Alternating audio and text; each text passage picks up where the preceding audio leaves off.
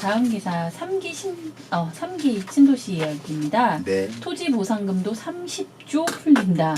어이고 집값 상승 불해골이 재현되나라는 기사고요. 연말부터 3기 신도시 토지 보상금으로 30조 원 이상이 풀릴 전망이다. 올해 22조 원의 토지 보상이 실시되는 가운데 2기 신도시 조성 당시와 맞먹는 규모의 3기 토지 보상금까지 풀리게 돼 집값 상승에 불의 고리가 재현될 것으로 예상된다. 수십조 원의 토지 보상금이 풀리는 것은 2003년 2기 신도시 지정 이후 16년 만이다 라는 내용입니다. 이게 부동산 시장에 어떤 영향을 줄까요? 시장님?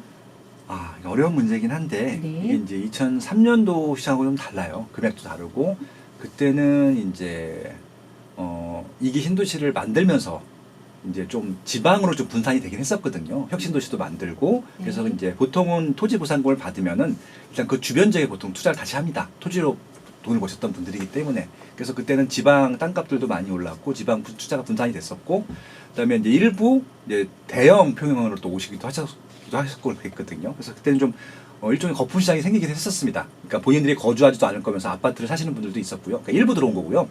대부분은 토지는 토지로 다시 갑니다. 예, 그렇게 보시면 됩니다. 근데 이제 2003년도 그러니까 노무현 정부 때 풀렸던 토지 보상금이 39조였어요. 네. 그 이후로 이제 이명박 대통령, 박근혜 대통령은 그렇게 많이 안 했었고요.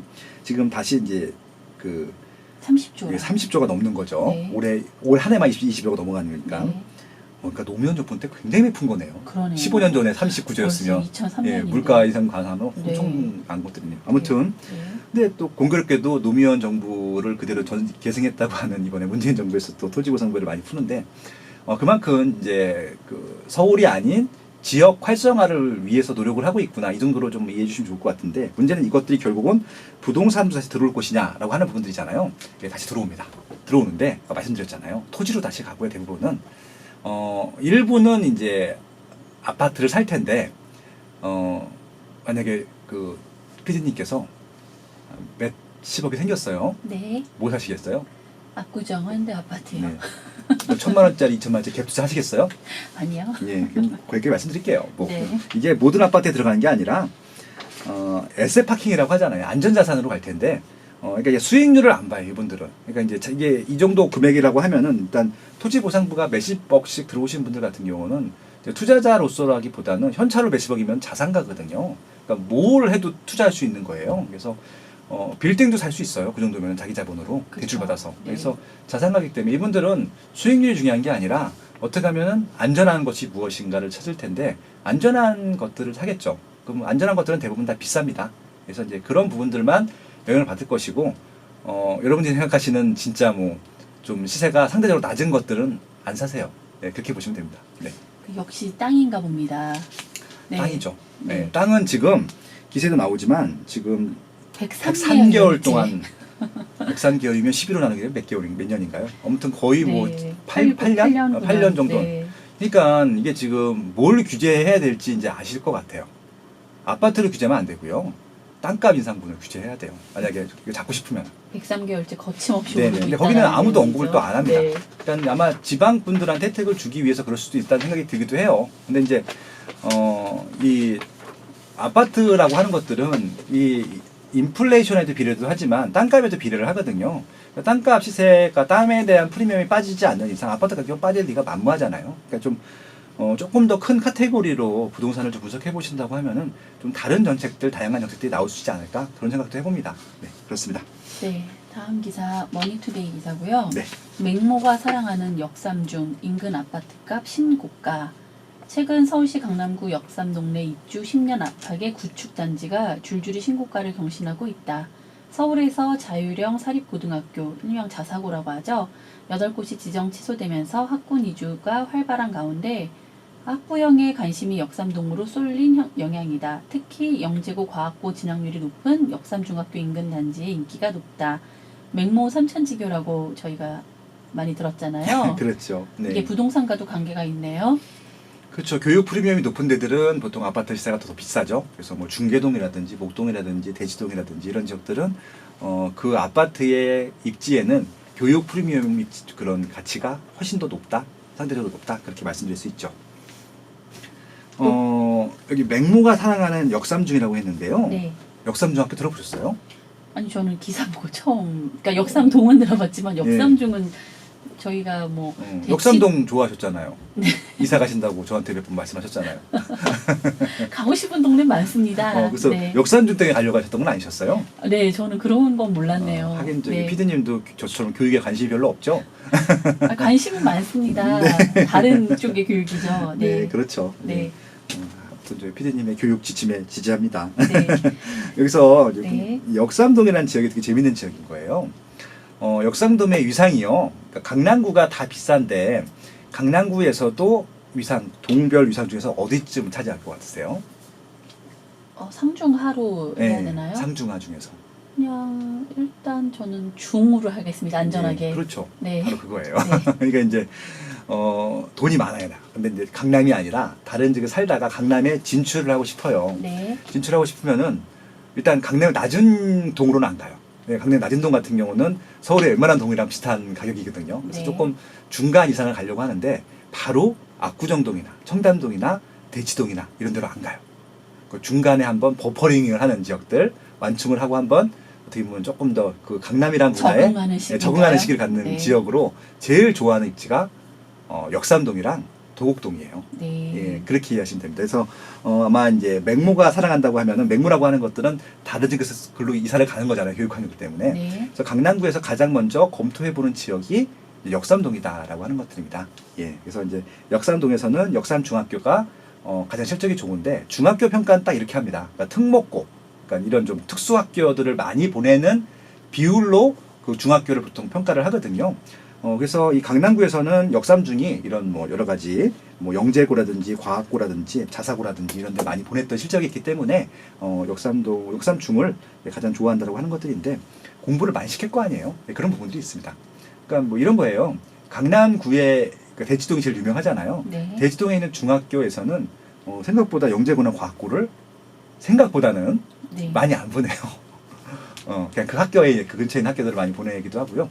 생각보다 이런 이제 좀 좀 이렇게 특별한 학교들을 많이 보내는 중학교는요, 오히려 목동에 많아요. 네. 네, 그러니까 그렇군요. 상위 10개 학교 중에서 목동에 있는 학교가 3개 내지 4개 있거든요. 그러면 네. 학교 수에 비해서도 굉장히 많은 질환율을 보이고 있는 것들입니다. 네, 그런 부분들입니다. 결국은 역삼중 같은 경우는 강남구에 진출하고 싶으신 분들이 가장 좋아하는 입지라고 하는 것들이고요. 근데 문제는 여기도 강남이기 때문에 중상위권 정도 되는데 비싸죠. 근데 이제 그동안은 그래서 이 역삼동에 있는 이런 새 아파트들, 역삼동은 2000년도 중반부터 2010년 초반까지 보통 많이 입주를 했습니다. 가장 최근에 입주한 아파트가 2014년도에 입주한 아파트니까 아마 이제 역삼 4인가 그럴 거예요. 그래서 이제 딱 한 이제 10년 차 미만 아파트들이 많은데 그런 아파트들이 보통 이제 10억에서 한 15억 정도 했었단 말이에요. 한 몇 년 전까지. 근데 다른 지역에서는 10억 원 넘는 아파트가 많지 않았기 때문에 일로 들어올 수가 없었어요. 그래서 이제 한동안은 이런 이슈가 없다가 최근에 이슈가 생겼던 이유 중에 하나가 뭐냐면은 마용성 들어보셨죠? 그래서 이주 수요가 대부분 강남 3구와 마용성에서 네네. 이주가 됐다고 하네요. 그러니까 네. 이제 마포하고 성동구에 있는 신축들이 네. 10억 원을 완전히 다 넘어가 버렸습니다. 네. 그러니까 심지어 20평대도 10억 원이 넘고요. 30평대 같은 경우는 10억 원 중반대가 되는 것들이죠. 그럼 거기서 그 집을 팔고 역삼동으로 왔을 때 거의 비슷하거나 한 1, 2억만 붙이면은 역삼동에 있는 이런 10년차 미만 아파트들 들어갈 수 있는 거예요. 네. 그런 수가 많았다고 하는 것들입니다.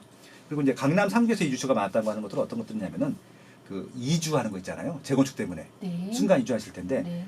송파구로도 안 가고 저쪽 그 동작구로도 안 가고 그냥 강남구에만 있고 싶어해요. 그래서 이제 지금 반포 서초 쪽은 또 학교가 또 이렇게 좀 많지 않다 보니까 이제 이 근처에서 강남구에서 제일 가까운 학교가 여기다 보니까 여기 또 많이 오게 된 것들이죠. 그것도 나름 신축이고 그런 이유입니다. 결국은 강남권에서 이주하는 수요들 재건축 때문에 그리고 마포, 용산, 성동구처럼 시세가 많이 오른 쪽에서 이리로 이주하려고 하는 수요들이 모여서 지금 역삼동이 좀 인기적이 됐다. 그렇게 이해하시면 될 것 같습니다. 그 내용을 그대로 또 네. 필명 빠숑으로 유명한 김학렬 더 리서치그룹 부동산 연구 소장님이 말씀을 해주셨네요. 기사 네. 말미에도. 네. 그리고요. 그 얘기는요. 네. 요 수도권 알짜 부동산 이렇게 다 있어요. 여기 보면 강남구 편에 역삼동이 다 설명이 되어 있고요. 네. 그리고 이제 그 역삼동은 지금 대부분 다 신축인데 한 단지가 아직 재건축을 안 했어요. 어떤 단지입니까? 예, 그래서 이제 그것도 아마 설명이 되어 있을 텐데 네. 여기 좀 제 책에도 보면은요. 네. 역삼동은 또 하나잖아요. 여기 뭐라고 써 있어요? 개나리 4차. 네, 맞습니다. 네. 그러니까 여기 지금 대부분 다 신규 아파트들이 과거의 개나리, 그러니까 30여 년 전에 개나리 아파트였던 아파트들을 다 신축을 해서 지금 뭐 레미안, 이스피 편한 세상, 동부 센트레빌, 뭐 자이 이런 것도 입주했는데 지금 남은 게 이거 하나거든요. 이게 79년도에 입주한 아파트인데 개나리 4차예요. 이거는 이제 현대산업개발에서 지금 재건축을 추진하고 있고요. 지금은 이제 관리처분 계획 나왔습니다. 그래서 그것도 마지막 아마 물량이라고 보시면 좋을 것 같고 이것도 인기 많겠죠. 예, 그런 내용들이 다 담겨져 있습니다. 깨알 홍보 시간이었습니다. 네.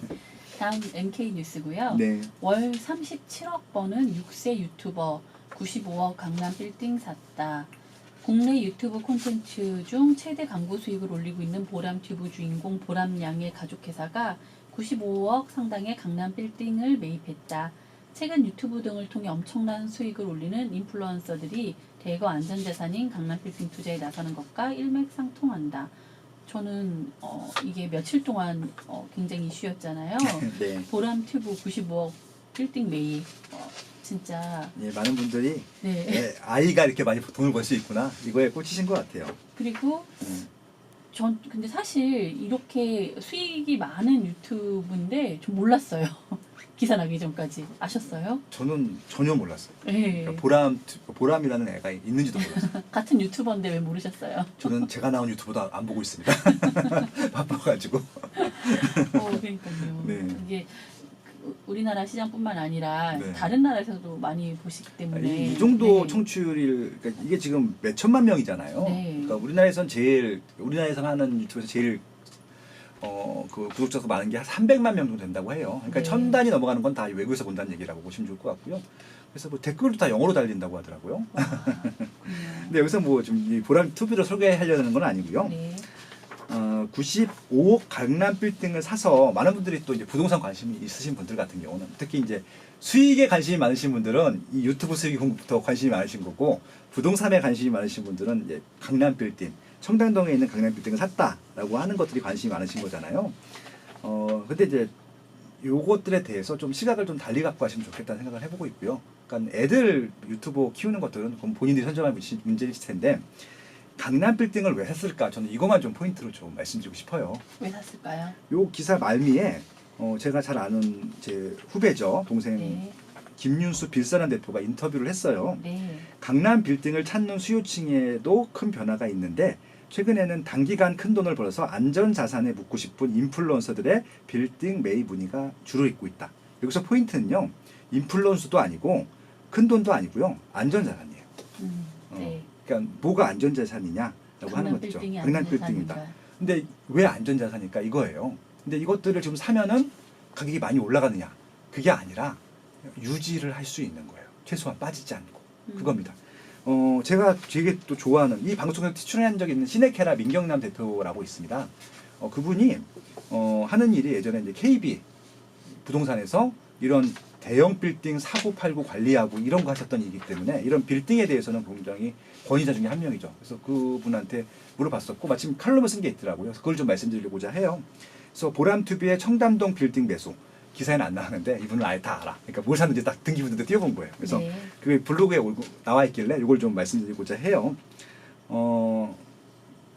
어떤 것들이냐면은 이게 청담동에 이제 40번지에 있는 빌딩인데 이게 어디냐면은 강남구청역이라고 있어요. 네. 분당선입니다. 네. 예, 저도 거기 가는 이제 가끔 가는 그 한방 병원이 있어가지고 가끔 가는 데인데 되게 좋아요 입지가. 저는 입시 설명회 때문에 그쵸. 강남구청으로 네. 강남 안 사시는데 여기까지 가세요? 네. 교육에 관심 많습니다. 네. 그러시네요. 아무튼 이게 지금 이제 3종 일반 주거 지역으로서 95억이고요. 이게 대지 면적, 그러니까 땅 면적 있죠. 그게 78평이래요. 그러면 78평으로 95억을 나누게 되면은 이게 평당가로 하게 되면은 지금 한 1억 2천 정도 되는 것들이고요. 이게 연면적으로 하게 되면은 203평. 연면적이라는 건 층수를 다 더한 면적이고요. 네, 그렇게 네. 되면은 평당가가 4,700만 원 정도 합니다. 근데 보통 건물은요, 이 아파트 같은 경우는 이제 바닥 면적으로 하는데 이 건물 같은 경우는 이 연면적으로 보통 해요. 그러니까 네. 평당가가 4,700만 원이라고 보시면 좋을 것 같고요. 여기에 지금 임차인들이 보증금을 3억에 월세료를 2천만 2천만 원을 내고 있다라고 해요. 네. 예, 그렇습니다. 그래서 단순 수익률 96억 원인데 보증금 3억에 2천만 원 하면은 2.6%예요. 네. 높아요, 낮아요? 제가 생각한 것보단 높지 않은 것 같은데요. 그렇죠. 네. 지금 조금 이제 이자, 네. 적금 이자 센 데들은 2점 초반대 네, 주거든요. 네, 네. 그 정도면 이거 세금 내고 뭐 하면은 그렇죠. 예, 네. 이익이 아니라는 거예요. 그 말씀 드리고 싶은 것들이에요. 네. 그럼 그래도 이제 지금 건물은 남잖아요. 그렇죠. 그 얘기를 하려고 합니다. 그래서 지금 채권 최고액이 90억 책정이 되고 등기부 띄우면 보면 채권 체결에 나와 있거든요. 네. 보통 이것들이 120%로 책정을 해놔요. 빌린 금액에. 그럼 실질적으로 대출 원금은 75억 원일 가능성이 높죠. 그렇게 되면은 이제 보증금 3억 원에다가 뭐 이것들 빼면은 이게 조금은 이제 그 이율이 좀 올라가긴 하는데 수익률이 지금 워낙 그 단순층이 낮기 때문에 이자 내고 못 내면은 수익률은 제로에 가까운 거예요.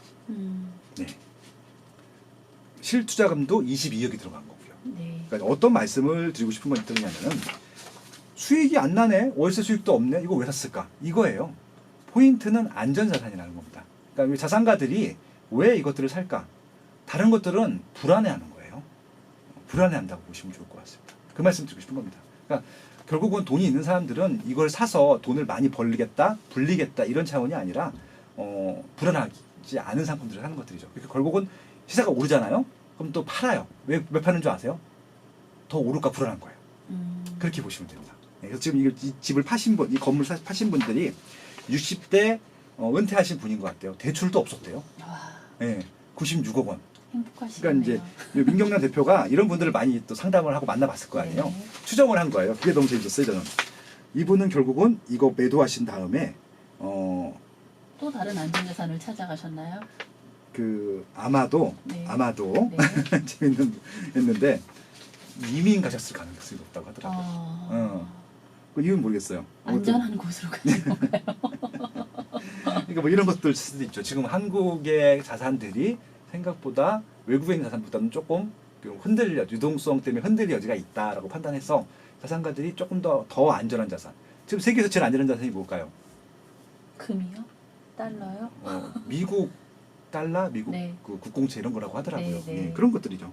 수익률 진짜 얼마 안 돼요. 근데 그런 것들을 산단 말이에요, 부자들은. 예. 안전하니까. 예, 그런 것들입니다. 네. 결국은 이제 이런 것들을 보면서 자산가들은 이렇게 사는구나. 저는 요즘 그런 거 공부하고 있어요. 그러니까 옛날처럼 1,000만 원 넣어서 2천만 원 캡 이런 거 공부하는 게 아니라 전 돈도 없음에도 불구하고 부자들은 왜 저런 선택을 할까? 요즘 제가 글 쓰고 있는 게 그런 것들이거든요. 그래서 내년에 그런 책을 내보려고 해요. 궁금하네요. 왜 자산가도 아니시면서 그런 걸 궁금해하시는지. 글쎄 말이에요. 저는 사람 이렇게 그런 의사 결정하는 것들이 되게 궁금하더라고요. 그래서 자산가들, 투자자들, 그다음에 진짜 소액 투자자들 이런 분들은 어떻게 의사 결정을 하는지를 지금 계속 연구를 하고 있습니다. 그래서 네, 조만간 한번 좀 또 그런 얘기들 한번 나눠보려고 합니다. 네. 마지막 기사 들어가도 될까요? 예, 예. 네, 한국경제 기사고요. 네. 준 강남, 과천, 북일의 반값 아파트 분양 시작 연내 4,700가구 나온다.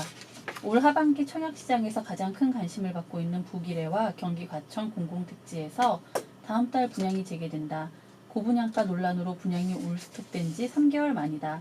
준 강남 수준의 입지 조건을 갖춘 데다 5억 원 안팎의 시세 차익이 예상돼 청약 경쟁이 치열할 전망이다.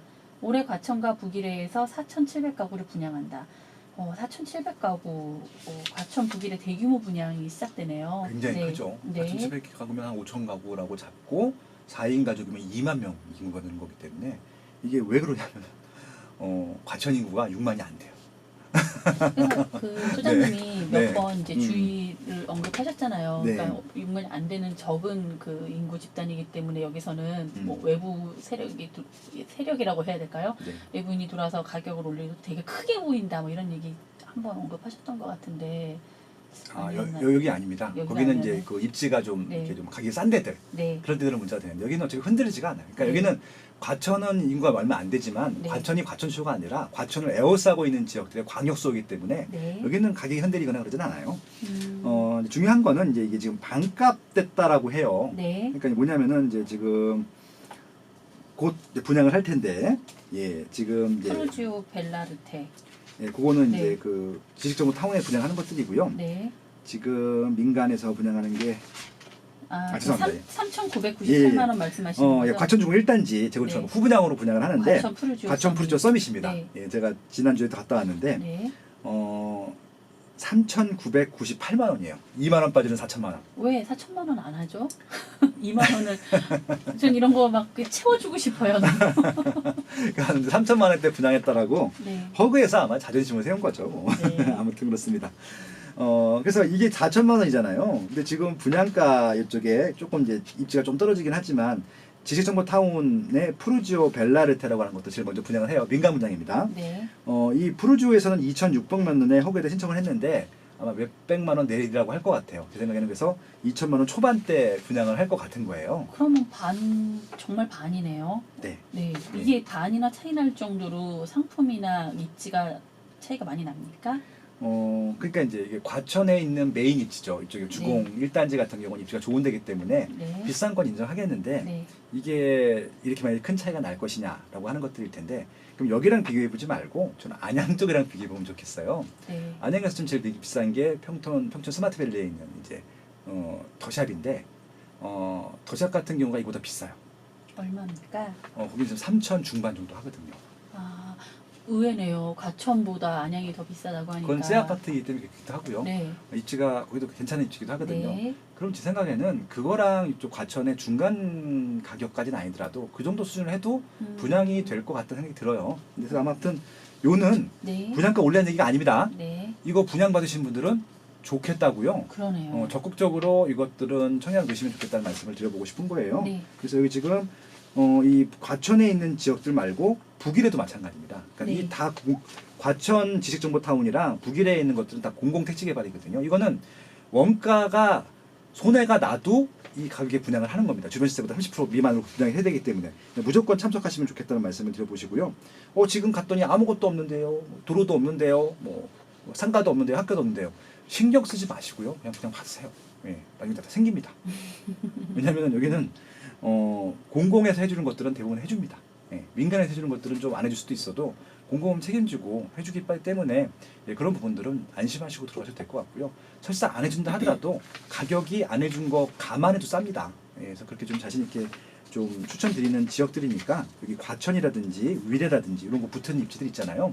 그 지명 자체가 브랜드가 되는 입지들 같은 경우는 특히 공공 분양으로는 무조건 분양을 받으시면 좋을 것 같고요. 무주택자분들, 그러니까 꼭 서울 고집하실 필요 없어요. 제 생각에는 서울은 너무 좀 비싸요. 제가 봐도 너무 터무니없이 비싸기 때문에. 근데 그 터무니없이 비싼 가격을 사는 사람들이 있어요. 그것들을 말릴 수는 없잖아요. 네. 그러니까 우리가 못 산다고 그들을 욕하거나 비난할 건 아닌 것 같아요. 근데 대신 우리가 선택할 수 있는 최선의 선택을 했으면 좋겠다는 좀 제안을 드리는 것들이고요. 그런 최선의 선택으로 서울은 아니지만 거의 서울 역할을 할 수 있는 과천이라든지 북일에 있는 이런 공공택지 아파트들은 정말 좀 노려보시면 좋을 것 같고요. 제가 작년부터 말씀드렸잖아요. 여기 지금 1년 정도 거주를 해야지 여기 1순위가 될 수 있거든요. 그럼 그 전에 이사를 가시는 거예요. 전세나 월세로. 그러면 한 1년 동안 조금은 불편한데 사시다가 청약 받으셔갖고 당첨이 되시면은 좋은 것들이잖아요. 그렇게 좀 활용하시는 전략들이 필요하다. 그게 부동산 공부입니다. 제가 좀 투기 조장하고 있는 거 아니잖아요. 그러니까 내 집 마련은 그렇게 하시라는 말씀을 드려보고 싶은 거예요. 그럼 아마 이것들이 좀 시세가 올라주면 좀 오른 금액으로 조금 더 좋은 입지로 가시고 이런 것들을 선순환 효과로 좀 전략적으로 활용하시면 좋겠다. 그런 말씀 드리면서 오늘 뉴스 브리핑은 마치도록 하겠습니다. 네, 오늘도 고생 많으셨습니다. 네, 고맙습니다.